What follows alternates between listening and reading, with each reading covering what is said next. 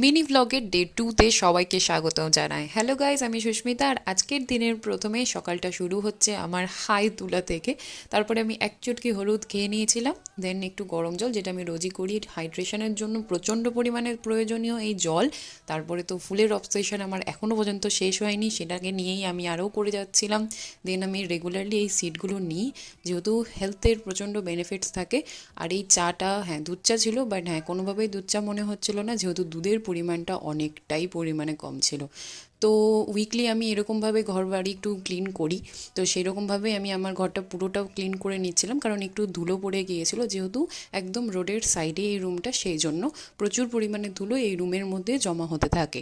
এরপরে আমি প্রত্যেক দিন একটা যে কোনো ফল খাওয়ার চেষ্টা করি, যেই দিন যেমনটা অ্যাভেলেবেল আর কি। তারপরে লাঞ্চ আর সন্ধেবেলাতে আমি খেয়েছিলাম একটা মিষ্টি। হ্যাঁ, রেগুলারলি খাওয়া হয় না, বাট কিছুদিন ধরে মিষ্টি আসছে বলে খাওয়া হচ্ছে।